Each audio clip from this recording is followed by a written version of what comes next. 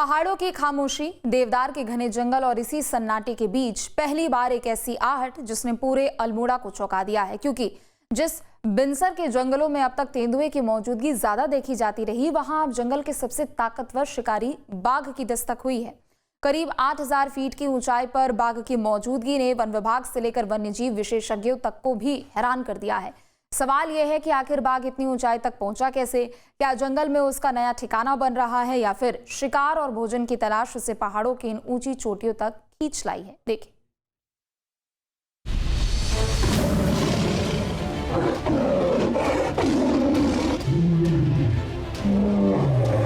उत्तराखंड के अल्मोड़ा जिले में स्थित बिनसर वाइल्ड लाइफ सेंचुरी में करीब 8000 फीट की ऊंचाई पर एक बंगाल टाइगर का देखा जाना हर किसी को हैरत में डाल रहा है। 6 अगस्त को बिनसर घूमने आए पर्यटकों ने टीआरसी के पास अपनी कार से इस बाघ का वीडियो बनाया।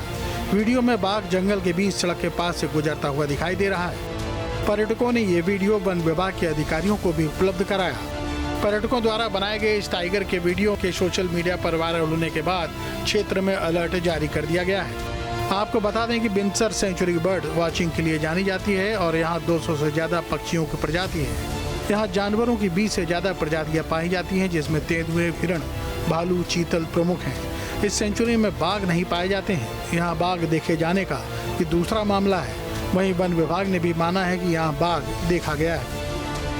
अल्मोड़ा में बाघ का आतंक लगातार देखा जा रहा है। मोहान रेंज से लगे हुए गांव में पिछले 8 महीने में बाघ ने 4 लोगों को अपना निवाला बनाया है। अब मोहान रेंज से तकरीबन 160 किलोमीटर दूर अल्मोड़े के बिनसर में बाघ के वीडियो वायरल हो रहा है। ये वीडियो पर्यटकों ने अपनी कार से बनाया है। बिनसर के जंगलों में बाघ देखे जाने से लोगों में दहशत है।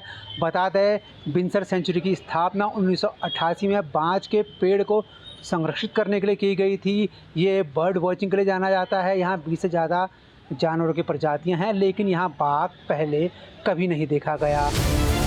लगभग 8000 फीट की ऊंचाई पर स्थित बिनसर वाइल्ड लाइफ सेंचुरी में एक बार फिर बंगाल टाइगर के देखे जाने से वन विभाग, पर्यटकों और आसपास के इलाके में रहने वाले लोगों की चिंताएं बढ़ गई हैं।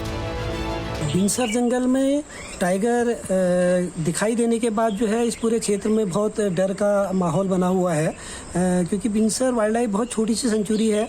मात्र 45.59 वर्ग किलोमीटर में ये फैली है और इसके अंदर तमाम रिसोर्ट्स हैं, आबादी है और इसकी सीमा से लगे हुए तमाम सारे गांव हैं। लगभग 76 के आसपास के गांव इसके चारों तरफ बसे हुए हैं। और ऐसी स्थिति में अगर वो टाइगर गाँव की तरफ बढ़े तो इसे बड़े खतरे की संभावना है।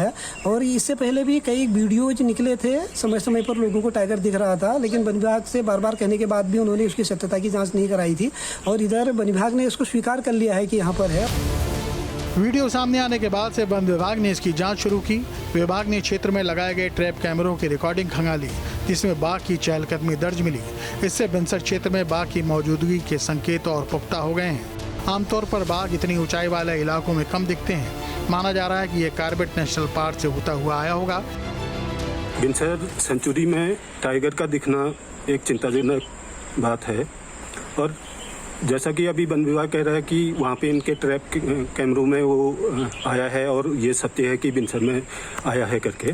और ये भी कह रहा है कि ये कार्बेट से आया है करके। तो वन विभाग से हम निवेदन करेंगे कि ये जहाँ से आया है उसको वहीं छोड़ा जाए।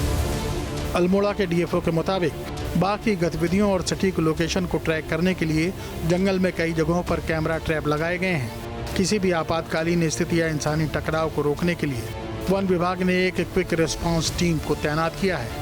कैमरा ट्रैप से मिलने वाले डेटा और तस्वीरों को वैज्ञानिक पुष्टि के लिए कार्बेट टाइगर रिजर्व या देहरादून के वन्यजीव संस्थानों में भेजा जाएगा।